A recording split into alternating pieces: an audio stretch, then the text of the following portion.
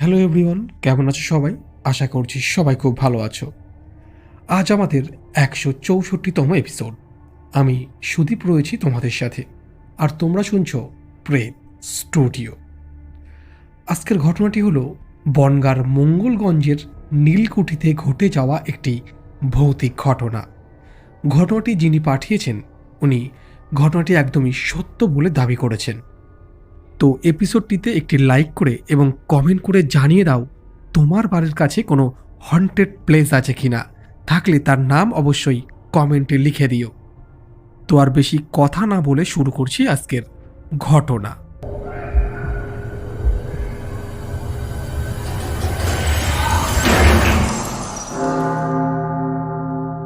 ঘটনা পাঠিয়েছেন দেবাশিস। হাই সুদীপ, কেমন আছো? আমি দেবাশিস। অনেকদিন ধরেই তোমার ঘটনা শুনছি। তোমার ঘটনা শুনতে খুবই ভালো লাগে। আমি তোমায় একটি ঘটনা শেয়ার করতে চাই। ঘটনাটি ঘটেছিল বনগাঁর মঙ্গলগঞ্জের নীলকুঠিতে।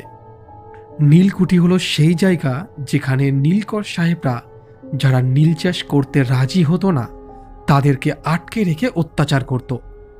বহু চাষির এখানে প্রাণ গেছে। এর আরেকটি নাম হচ্ছে কাটা সাহেবের কুঠি। এখানের ইতিহাস অনেক বড়, এত বলা সম্ভব নয়। আমি আসল ঘটনায় আসি। এই মঙ্গলগঞ্জের নীলকুঠি ওয়েস্ট বেঙ্গলের হন্টেড প্লেসগুলির মধ্যে একটি। প্রতিদিন বহু মানুষ এখানে ঘুরতে আসে।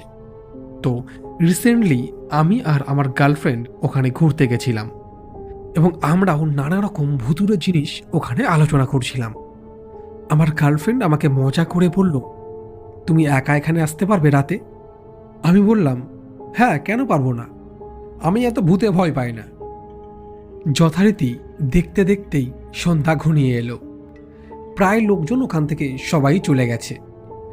কোনো মেয়ে সাথে থাকলে সন্ধ্যার পর ওখানে কাউকেই আর থাকতে দেওয়া হয় না, আর ওখানে থাকাটাও সেভ নয় খুব একটা। আমরা ফিরে আসছিলাম। আমি বাইকে উঠে বাইকটা স্টার্ট করতে গিয়ে দেখি তেলের কাঁটায় সিগন্যাল দিচ্ছে। ট্যাঙ্কিতে আর একটিও তেল নেই। গাড়িতে কিন্তু আসার সময় আমি 500 টাকার তেল ভরে এসেছিলাম। অবাক ব্যাপার হচ্ছে, এখানে গাড়ির তেলগুলো কি হলো? পাশে তাকিয়ে দেখি পেট্রোলের গন্ধ বেরোচ্ছে এবং পাশে লাইট মারতে দেখি আমার গাড়ির তেলের পাইপটা কাটা এবং মাটিতে অনেক তেল পড়ে রয়েছে। বুঝলাম কেউ শয়তানি করে তেলের পাইপটা কেটে দিয়েছে, হয়তো তেল চুরি করার জন্য। তো আর তো কিছু করার নেই। হাইরোড পর্যন্ত গাড়িটা ঠেলে ঠেলে নিয়ে গেলাম। একটা গ্যারেজে নিয়ে পাইপ পাল্টে তেল ভরে বাড়ির পথে রওনা দিলাম। একটা অদ্ভুত ব্যাপার লক্ষ্য করলাম। আমার গার্লফ্রেন্ড বাইকে বসার পর কোনো কথা বলছে না, একদম চুপচাপ। এমনকি আমাকে ধরেও বসেনি। আমি ওকে বললাম, ধরে বসো, না হলে পড়ে যাবে তো। ও এক পাশে পা দিয়ে বসেছিল। ওইভাবে কিন্তু না ধরে বসাটা খুবই মুশকিল। সারা রাস্তা ও আমাকে না ধরেই গেল। ভাবলাম হয়তো রাগ টাগ হয়েছে, তাই হয়তো কথা বলছে না। বাড়ির সামনে ওকে লাবিয়ে দিয়ে আমি চলে গেলাম। সকালে ঘুম থেকে উঠে দেখি রিতার মায়ের 10 থেকে 12টা মিস কল। মানে আমার গার্লফ্রেন্ডের নাম হচ্ছে রিতা। আমি গতকাল হয়তো ফোনটা কোনোভাবে সাইলেন্ট করে ঘুমিয়ে পড়েছিলাম। আমি তাড়াতাড়ি কল ব্যাক করলাম। ওর মা ফোনে খুবই কান্নাকাটি করতে শুরু করলো। রিতার বাবা বাইরে থাকে। আমি ওদের বাড়িতে সবসময় যাওয়া আসা করি, আর আমাদের বিয়ের কথাও চলছিল। আমি বললাম, কাকিমা কি হয়েছে, কাঁদছেন কেন? উনি বললেন, কাল রাত থেকে রিতা নাকি কেমন একটা করছে, তাই উনি কাল রাতে আমাকে অনেকবার ফোন করেছেন, কিন্তু আমি ফোনটা তুলিনি। আমি ওনাকে বললাম যে ভুল করে কাল আমি ফোনটা সাইলেন্ট করে রেখেছিলাম, এবং উনি আমাকে কাঁদতে কাঁদতে বললেন আমি যেন অতি শীঘ্র ওনাদের বাড়িতে যাই। আমি বাইক নিয়ে ছুটলাম ওদের বাড়ি। গিয়ে দেখি আমি যাওয়ার আগেই পাড়ার প্রতিবেশীরা ওখানে ভিড় করেছে। রিতার ঘরে যেতেই চমকে উঠলাম। চারিদিকে জিনিসপত্র এলোমেলো করে পড়ে রয়েছে। মেঝের উপর বসে আছে রিতা। ওকে খাটের পায়ার সাথে বেঁধে রাখা হয়েছে। ওর চুলগুলো সব সামনে মুখের উপর ঝুঁকে রয়েছে। ওর মুখ দিয়ে অদ্ভুত শব্দ আসছে এবং গ্রামের ভাষায় কিছু একটা যেন ও বিড়বিড় করে বলছে। ওর দুই পা দুই দিকে ছড়িয়ে দিয়ে ওর মাথাটাকে একভাবে দোলাচ্ছে। এই দৃশ্য দেখে আমি দৌড়ে ওর কাছে গেলাম। ওর কাছে গিয়ে ওর মুখের সামনে থেকে চুলগুলো সব সরিয়ে দিতেই আমি দেখি ওর দুটো চোখ একদম সাদা। ওকে দেখে কেমন যেন একটা ভয় হলো আমার। গাটা কেমন চমকে উঠল। ওর মাকে জিজ্ঞেস করলাম কি হয়েছে ওর। ওর মায়ের উত্তর দেওয়ার আগেই পাশে থাকা এক ভদ্র মহিলা বললেন ওকে নাকি ভূতে ধরেছে। প্রথমে ব্যাপারটা কিছুতেই বিশ্বাস করতে পারছিলাম না। তারপর মাকে ফোন করে সব কথা বললাম। মা বলল ওরা এখনো বসে আছে, তাড়াতাড়ি একজন ওঝাকে খবর দিতে বল। রিতার মা এবং প্রতিবেশীরা বলল ওখানে আশেপাশে কোনো ওঝা নেই। তারপর মা একটা ফোন নাম্বার আমাকে দিল এবং বলল এটি একটি ওঝার নাম্বার, তার সাথে যেন কন্ট্যাক্ট করি। আমি ওই নাম্বারে ফোন করে জানতে পারলাম ওনার বাড়ি কালীতলা রোডে। আমি ওনাকে আসতে বললাম এবং ওনাকে বললাম আপনি রাস্তায় উঠে দাঁড়ান, আমি বাইক নিয়ে এখনই যাচ্ছি। আমি বাইক নিয়ে ওঝাকে নিয়ে এলাম।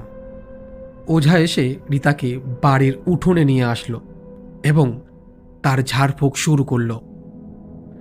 ওঝা জিজ্ঞেস করলেন কে তুই, কোথা থেকে এসেছিস? তখনও কোনো উত্তর দিচ্ছে না রিতা।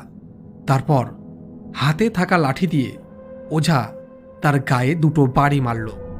ওঝা বাড়ি মারতেই সে বলল আমার নাম বিনয়, মঙ্গলগঞ্জ থেকে এসেছি। তার গলা শুনে ওখানে থাকা প্রত্যেকটা ব্যক্তি ভয়ে কেঁপে উঠল। রিতা সম্পূর্ণ ছেলেদের গলায় উত্তর দিল। মেয়ে হয়ে গম্ভীর ঘরে ছেলেদের কণ্ঠে কথা বলছে রিতা।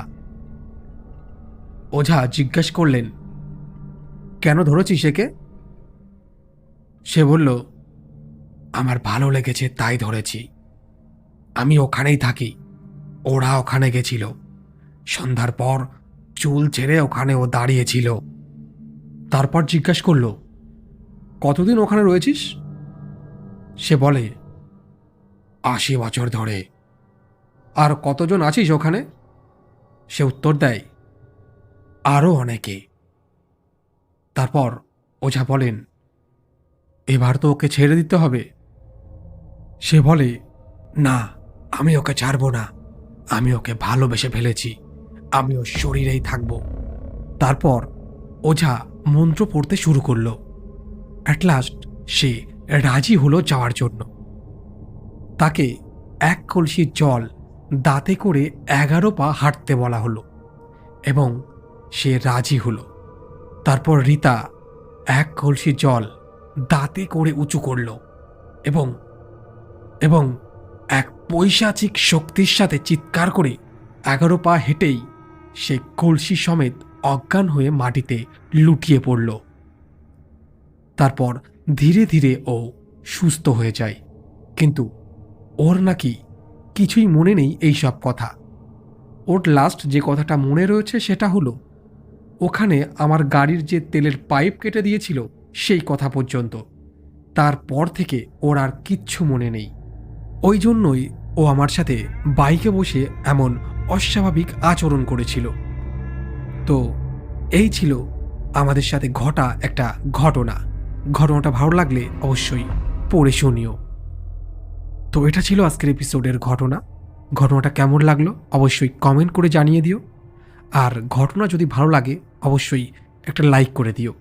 আর যারা নতুন আজ ঘটনা শুনছো তারা অবশ্যই চ্যানেলটিকে সাবস্ক্রাইব করে দাও। আর যারা ঘটনা পাঠাতে চাও তারা ঘটনা পাঠাতে পারো হোয়াটসঅ্যাপ নাম্বারে, অথবা ইনস্টাতেও ডিএম করতে পারো, অথবা ইমেল করতে পারো। তো আর বেশি কথা বলবো না, আজ এখানেই বিদায় নিচ্ছি। দেখা হচ্ছে পরের এপিসোডে আবারও কোনো সত্য ভৌতিক ঘটনা নিয়ে।